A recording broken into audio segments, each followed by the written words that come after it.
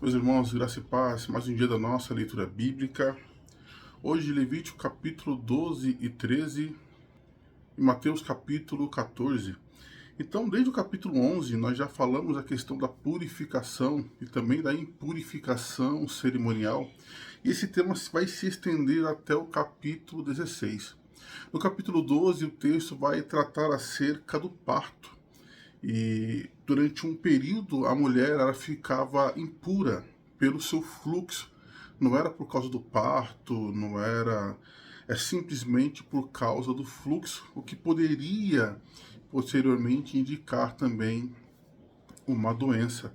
Então era a maneira de preservar não somente a mulher, mas também o cuidado que ela teria com a criança nos primeiros momentos aí de sua vida, né, nos primeiros dias da sua vida. Então o tempo era bem específico, de 33 a 66 dias, sem contar os dias da purificação, né, que eram 7 dias ali, assim como era no tempo da menstruação. Então esse tempo era possível para a mulher se restabelecer, e isso sem dúvida é extremamente importante.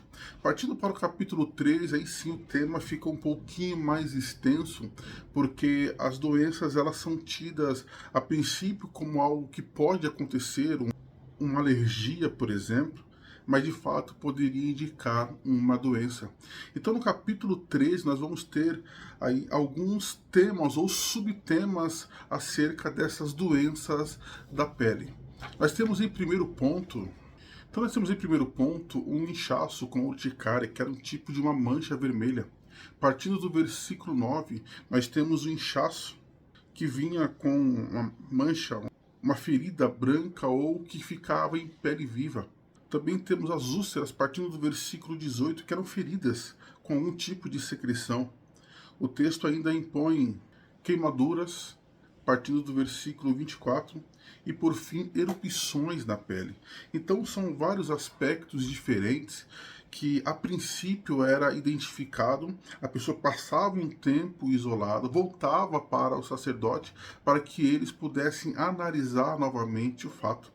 E o tema era tão complicado, era tão específico que até mesmo as vestes e a casa da pessoa era investigada para saber se de fato não era uma doença mais séria. E quando nós olhamos, nós entendemos a questão da lepra. A lepra, no contexto bíblico, ela indica ou é uma indicação do pecado, uma doença espiritual causada pelo pecado. E de acordo com o texto bíblico, nós temos alguns pontos a considerar para entendermos que de fato o pecado é terrível.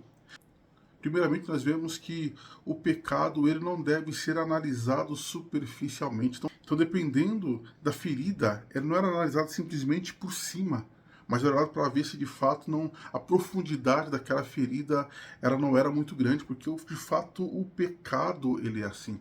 Ele é sempre profundo e os males que ele causa são terríveis. O segundo ponto é que após retornar ao sacerdote, ele analisava se aquelas feridas elas não tinham se alastrado pelo corpo ou pelo membro, no caso o braço ou uma perna. Então se alastrou porque a doença está aumentando. Jesus falou que um abismo chama outro abismo, porque isso que o pecado faz. Ele se alastra de uma maneira que o homem não consegue enxergar. Há 2 pontos, nós falamos que até as vestes eram analisadas, de maneira que o pecado, a mancha que ele causa é muito grande. E por fim, o pecado ele isola a pessoa. Nós vemos que quando a pessoa ela estava em um nível muito grande dessas doenças, elas tinham que viver de maneira isolada do restante do povo. Isso o pecado faz. Geralmente a pessoa comete pecado, ela já comete na escuridão. E na escuridão ela acaba vivendo. Então, em Mateus capítulo 14, para finalizar nossa leitura, nós temos a morte de João Batista. E assim como acabamos de falar, vemos que o pecado ele se alastra. O texto diz que Herodias, filho de Herode, fez uma dança, agradou a todos, e Herodes fez um pedido um tanto quanto complicado, que o que ela pedisse, ele daria a ela. E ela pede a cabeça de João Batista. Pois é, João que foi preso a princípio por pregar a verdade e agora seria morto por fazer aquilo que era correto, pregar a verdade. Vemos que a verdade sempre vai andar em oposição ao pecado. A verdade sempre andará em oposição àquilo que desagrada ao Senhor. Então, o verso 13 vai dizer que Jesus ele se afasta para ficar um tempo só, não por causa do pecado, obviamente, mas por não compactuar com a maldade.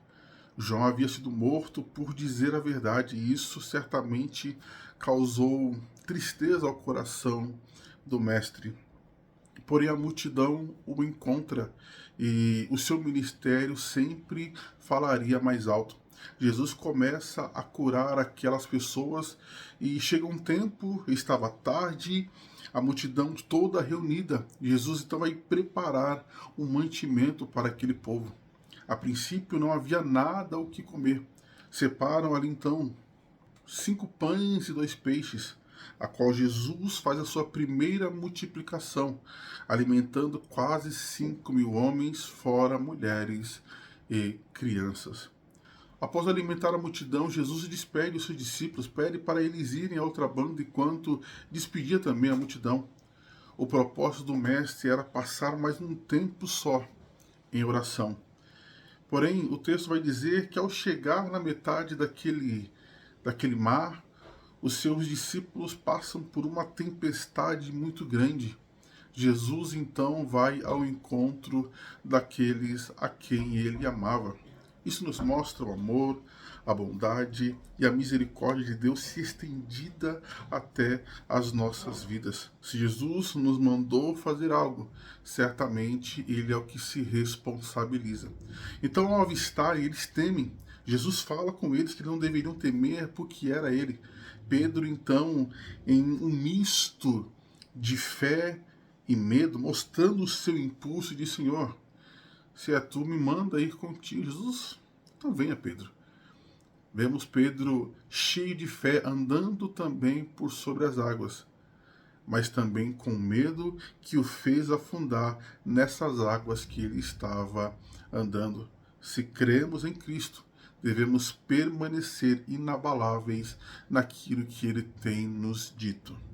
Finalizando então o texto bíblico, Jesus chega em Genezaré e ali realiza muitos outros milagres, muitas outras curas. E o texto vai dizer: até aqueles que eram permitidos tocar na orla das suas vestes também eram curados. Esse é o nosso Deus. Meus irmãos, boas leituras, fique com Deus e até a próxima.